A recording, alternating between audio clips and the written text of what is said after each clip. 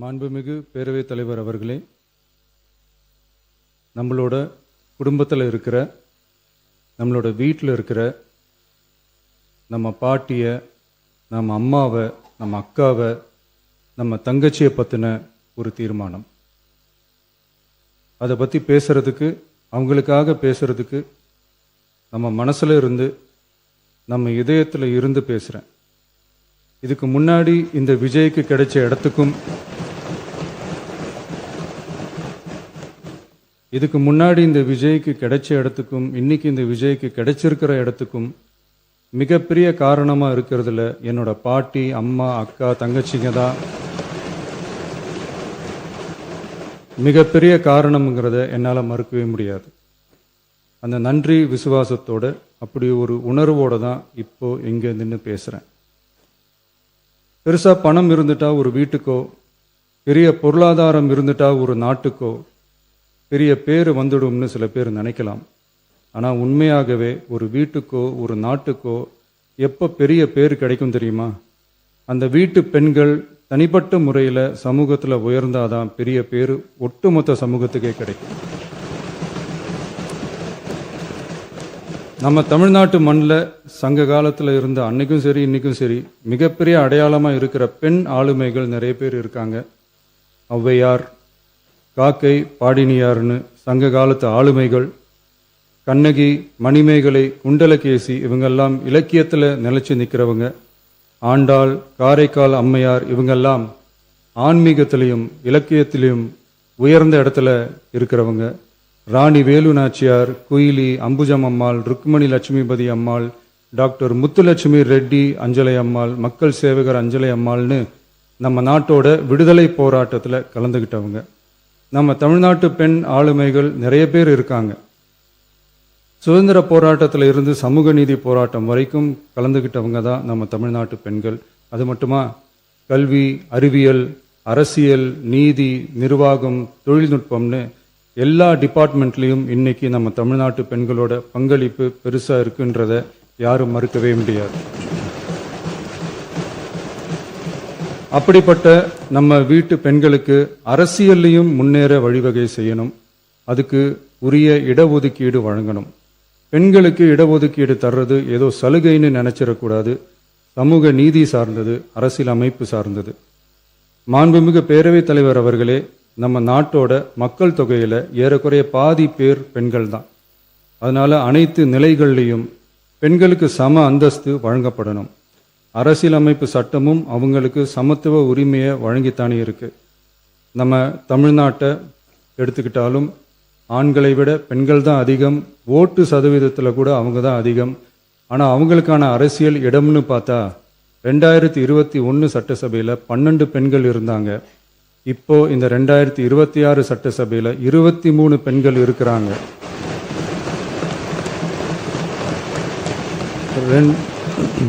ரெண்டு மடங்கு ஆகி இருக்கு. ஆனாலும் சதவீத கணக்குப்படி பெருசா உயரல. மாண்புமிகு பேரவைத் தலைவர் அவர்களே, ஒன்றிய அரசு 2023ஆம் ஆண்டு மக்களவை, அனைத்து மாநில சட்டமன்றங்கள் மற்றும் டெல்லி யூனியன் பிரதேச சட்டமன்றத்தில் பெண்களுக்கென 1/3 தொகுதி ஒதுக்கீட்டை கட்டாயமாக்கி 106வது அரசியல் சாசன திருத்த சட்டத்தினை 2023 செப்டம்பர் 28 நிறைவேற்றி 2026 ஏப்ரல் 16 முதல் நடைமுறைக்கு வந்துள்ளது. இருப்பினும் மேற்படி தொகுதி ஒதுக்கீடானது மக்கள் தொகை கணக்கெடுப்பு மற்றும் அதை தொடர்ந்து நடக்கும் தொகுதி மறுவரையறை பணிகளுக்கு பிறகுதான் முழுமையாக நடைமுறைக்கு வரும் என்று தெரிவிக்கப்பட்டுள்ளது.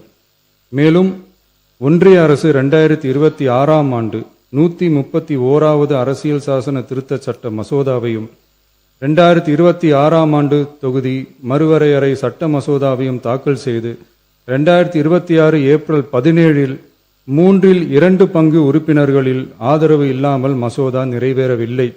அவ்வாறு மக்கள் தொகை கணக்கெடுப்பு மற்றும் தொகுதி மறுசீரமைப்புடன் பெண்களுக்கான தொகுதி ஒதுக்கீட்டை இணைப்பதால் அதனை நடைமுறைப்படுத்த மேலும் பல ஆண்டுகள் காலதாமதம் ஆகலாம்.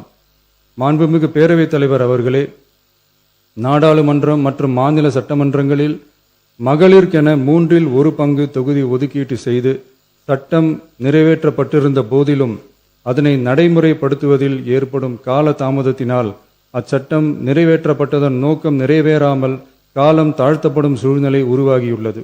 இது பெண்களின் அரசியல் உரிமையை மறுக்கும் செயலாகும். எனவே மகளிருக்கான தொகுதி ஒதுக்கீட்டை மக்கள் தொகை கணக்கெடுப்பு மற்றும் தொகுதி மறுவரையுடன் இணைத்து அதனை ஒத்திவைக்க கூடாது.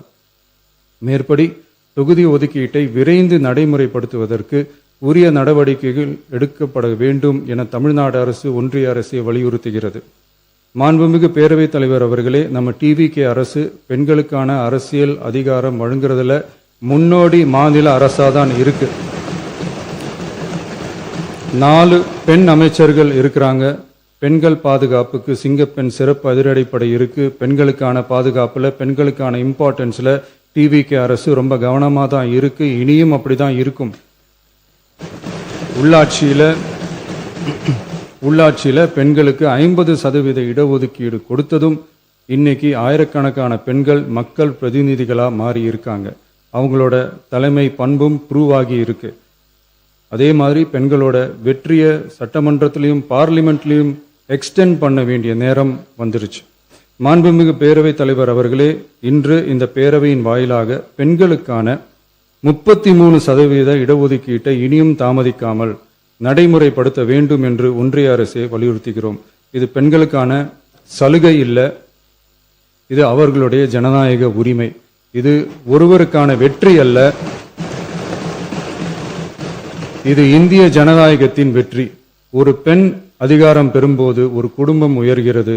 ஆயிரக்கணக்கான பெண்கள் அதிகாரம் பெறும்போது ஒரு நாடே உயர்கிறது. மக்கள் தொகை கணக்கெடுப்பு மற்றும் தொகுதி மறுசீரமைப்புடன் பெண்களுக்கான தொகுதி ஒதுக்கீட்டை இணைப்பதால் ஏற்படும் காலதாமதத்தின் காரணமாக பெண்களுக்கான தொகுதி ஒதுக்கீட்டை ஒத்திவைக்க கூடாது என்றும் அதை விரைவாக அமல்படுத்த தகுந்த அரசியலமைப்பு மற்றும் சட்டப்பூர்வ நடவடிக்கைகள் எடுக்கப்பட வேண்டும் என்றும் தமிழ்நாடு அரசு ஒன்றிய அரசை வலியுறுத்துகிறது.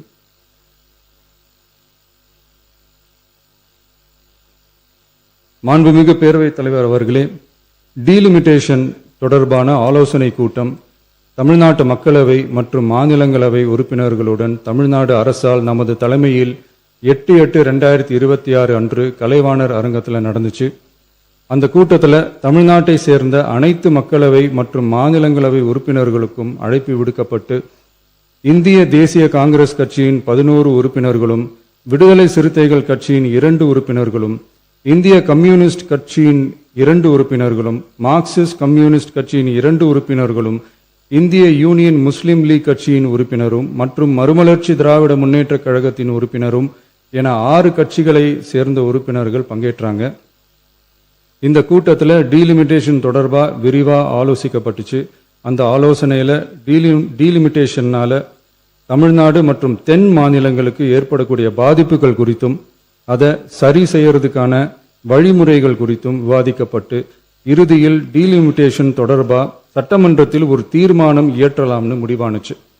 மாண்புமிகு பேரவைத் தலைவர் அவர்களே, இந்தியாவில் 1952ஆம் ஆண்டு முதல் பொது தேர்தல் நடத்தப்பட்டது. அது தொடர்ந்து ஒவ்வொரு 10 ஆண்டுகளுக்கு ஒருமுறை நடத்தப்படுற சென்சஸ் டீடைல்ஸ் படி மக்களவை மற்றும் சட்டப்பேரவை தொகுதிகளின் எண்ணிக்கையை மறுசீரமைப்பு செஞ்சு 1976 வரை தேர்தல்கள் நடத்தப்பட்டது. இந்த நிலையில் 1976ஆம் ஆண்டு 42வது அரசியலமைப்பு சட்ட திருத்தப்படி மக்கள் தொகையை சிறப்பாக கட்டுப்படுத்தும் மாநிலங்களுக்கு டீலிமிட்டேஷன் காரணமா மக்களவை உறுப்பினர் எண்ணிக்கையில் எந்தவித பாதிப்பும் ஏற்படக்கூடாது என்பதற்காக அடுத்த 25 வருஷத்துக்கு 1971ஆம் ஆண்டு சென்சஸ் படி பாராளுமன்ற உறுப்பினர்களின் எண்ணிக்கை வைக்கப்படும்னு சட்டம் இயற்றப்பட்டது.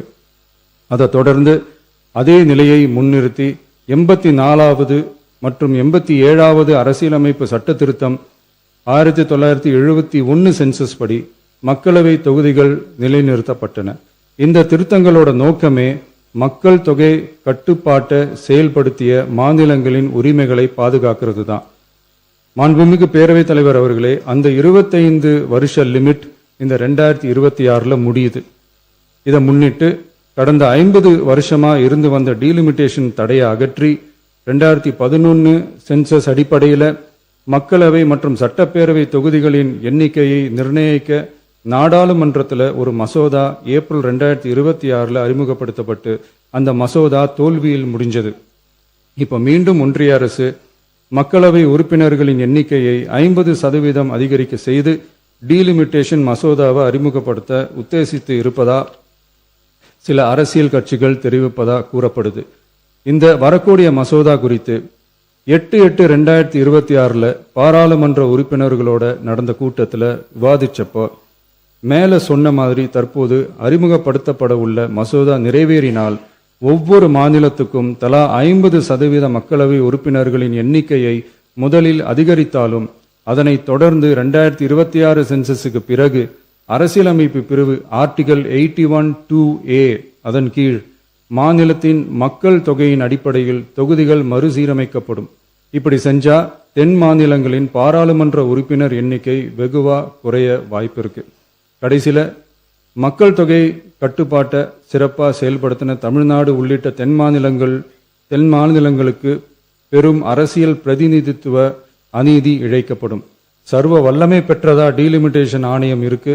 இந்த அதிகாரத்தை தவிர்த்து பாராளுமன்றத்திற்கே இறுதி செய்யும் அதிகாரம் இருக்க வேண்டும் என்ற கருத்தும் முன்வைக்கப்பட்டது.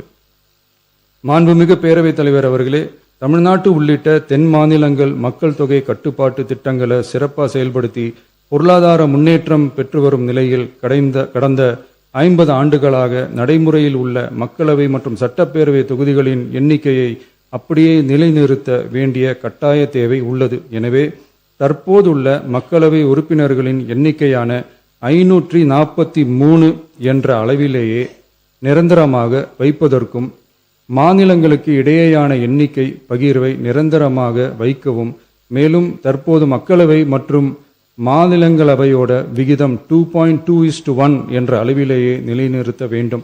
அதற்கு தேவையான மற்றும் உரிய சட்ட திருத்தங்கள் பாராளுமன்றத்தில் கொண்டு வர வேண்டும் என்ற கருத்தை ஒருமனதா தீர்மானிக்கப்பட்டுச்சு. மாண்புமிகு பேரவைத் தலைவர் அவர்களே, மகளிர் இடஒதுக்கீடு சட்டத்தினை அமுல்படுத்த மேலும் காலதாமதம் இல்லாமல் தற்போது 543 என்ற நிலையிலேயே 1/3 பங்கு தொகுதி மகளிர் தொகுதிக்கு வருகின்ற 2029 பாராளுமன்ற தேர்தலில் நடைமுறைப்படுத்த வேண்டும் என்ற முன்மொழியும் தீர்மானிக்கப்பட்டுச்சு. ஆகவே மேற்கூறிய காரணங்களால் தமிழ்நாட்டில் உள்ள அனைத்து சட்டமன்ற கட்சியின் தலைவர்களும் ஒருமித்த கருத்தோடு தமிழ்நாட்டை முன்னிறுத்தி கட்சி வேறுபாடின்றி ஒருமித்த குரலில் பேச வேண்டும் என்ற கருத்தை வலியுறுத்தி நாம முன்மொழிகிற தீர்மானத்தை ஒருமனதாக நிறைவேற்றி தருமாறு கேட்டுக்கொள்கிறோம். தொகுதி மறுவரையறை மற்றும் மகளிர் இடஒதுக்கீடு அரசினர் தனி தீர்மானம். தமிழ்நாடு உள்ளிட்ட அனைத்து மாநிலங்கள் மற்றும் யூனியன் பிரதேசங்களில் மக்களவை சட்டப்பேரவை உறுப்பினர்களின் எண்ணிக்கையானது கடந்த 50 ஆண்டுகளாக 1971 ஆண்டினுடைய மக்கள் தொகை கணக்கெடுப்பு புள்ளி விவரங்களின்படி நிர்ணயிக்கப்பட்டு தேர்தல்கள் நடத்தப்பட்டு வருகிறது. ஏப்ரல் 2026 பாராளுமன்றத்தில் கடந்த 50 ஆண்டு கால தொகுதி மறுவரையறை தடையை நீக்கவும் 2011 ஆண்டு மக்கள் தொகை கணக்கெடுப்பு அடிப்படையில் தொகுதி மறுவரையறை செய்திடவும் மக்களவை உறுப்பினர்களின் எண்ணிக்கையை 550 850 அதிகரிக்கவும் கொண்டுவரப்பட்ட அரசியலமைப்பு சட்ட திருத்த மசோதா தோல்வியடைந்தது. இந்நிலையில் மீளவும் மேற்குறிப்பிட்ட அரசியலமைப்பு சட்ட திருத்த மசோதா கொண்டுவரப்பட உள்ளது என தெரிந்ததின் அடிப்படையில் 1971 பிறகு உள்ள எந்த மக்கள் தொகை கணக்கெடுப்பை அடிப்படையாக கொண்டு தொகுதி மறுவரையறை செய்தாலும் மக்கள் தொகையை சிறப்பாக கட்டுப்படுத்திய தமிழ்நாடு உள்ளிட்ட தென் மாநிலங்களின் நாடாளுமன்ற பிரதிநிதித்துவம் நிரந்தரமாக பாதிக்கப்படும் என்பது நிதர்சனமான உண்மை. ஒன்றிய அரசு அளித்த உறுதியின்படி மக்கள் தொகை கட்டுப்பாட்டு திட்டங்களை சிறப்பாக செயல்படுத்தி நல்ல பொருளாதார வளர்ச்சி கண்டு நல்ல சுகாதாரம் மக்கள் நல திட்டங்களை மேற்கொண்டு வரும் எந்த ஒரு மாநிலமும் தொகுதி மறுவரையால் பாதிக்கப்படாமல் பார்த்து கொள்வது ஒன்றிய அரசின் தலையாய கடமையாகும். எனவே தற்போதுள்ள மக்களவை உறுப்பினர்களின் எண்ணிக்கையான 543 என்ற அளவிலேயே நிரந்தரமாக வைப்பதற்கும் மாநிலங்களுக்கு இடையேயான எண்ணிக்கை பகிர்வை நிரந்தரமாக வைக்கவும், மேலும் தற்போது மக்களவை மற்றும் மாநிலங்கள் அவையினுடைய விகிதம் 2.2:1 என்ற அளவிலேயே நிலைநிறுத்த வேண்டும் என்றும், அதே வேளையில் பெண்களுக்கான 33% இடஒதுக்கீட்டை காலதாமதமின்றி தற்போது 543 தொகுதிகளின் அடிப்படையிலேயே 2029ஆம் ஆண்டு மக்களவைத் தேர்தலில் நடைமுறைப்படுத்த வேண்டும் என்றும் ஒன்றிய அரசை வலியுறுத்தி தமிழ்நாடு சட்டமன்ற பேரவை கீழ்க்கண்ட தீர்மானங்களை ஒருமனதாக நிறைவேற்றுகிறது. 1. நாடாளுமன்ற மக்களவையின் மொத்த உறுப்பினர்களின் எண்ணிக்கையை 543 என்ற நிலையிலேயே நிரந்தரமாக்க வேண்டும். 2. தற்போதுள்ள மக்களவை உறுப்பினர்களின் இடங்களின் எண்ணிக்கையை மாநிலங்களுக்கிடையே, அதாவது விகிதாச்சார பிரதிநிதித்துவம் தற்போதுள்ள அளவிலேயே நிரந்தரமாக்க வேண்டும். 3. வரவிருக்கும் மக்களவை பொது தேர்தலிலும் அதன் பிறகு சட்டமன்ற பொது தேர்தல்களிலும் 1/3 தொகுதி ஒதுக்கீட்டு பலனை பெண்கள் பெறுவதை உறுதி செய்ய வேண்டும் என ஒன்றிய அரசை தமிழ்நாடு சட்டமன்ற பேரவை ஒருமனதாக வலியுறுத்துகிறது. மாண்புமிகு பேரவைத் தலைவர் அவர்களே, இந்த தீர்மானம் ஒரு அரசியல் கட்சியின் தீர்மானம் அல்ல, தமிழ்நாட்டின் உரிமையை நிரந்தரமாக பாதுகாக்கும் தீர்மானம். எனவே அனைத்து கட்சிகளை சேர்ந்த மாண்புமிகு பேரவை உறுப்பினர்கள் இந்த தீர்மானத்தை ஒருமனதாக நிறைவேற்றி தர வேண்டும் என்று கேட்டுக்கொள்கிறோம். நன்றி. மாண்புமிகு உறுப்பினர் ஆர். செல்லசாமி அவர்கள் இது குறித்து கருத்துக்கள் தெரிவிக்க விரும்பலாம்.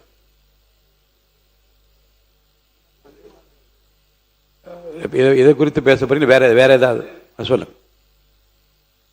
மாண்புமிகு பேரவைத் தலைவர்களே, உங்களுக்கு தெரிந்த செய்தி தான் இது. அரசின் சார்பாக 110 விதியின் கீழ் சில அறிவிப்புகளை செய்கிற பொழுது அந்த பகுதியிலிருந்து அது நன்றி சொல்வதாக பாராட்டுதான் விடுவார்கள், எப்பொழுதுமே நடைபெற்றுக் கொண்டிருப்பது. இது போன்ற தனி தீர்மானங்களை முதலமைச்சர் அல்லது சம்பந்தப்பட்ட அமைச்சர்கள் கொண்டு வருகிற பொழுது பிரதான எதிர்க்கட்சியை தான் முதலாக அது வாய்ப்பு கொடுக்கிற பழக்கம் தான் இது வரைக்கும் இருந்திருக்கிறது. அதை நினைவூட்டுகிறேன். ஏன்னா அவரை நீங்க அனுமதிங்க, அப்புறம் நீங்க எல்லாருமே பேசுறது அனுமதி ப்ளீஸ்.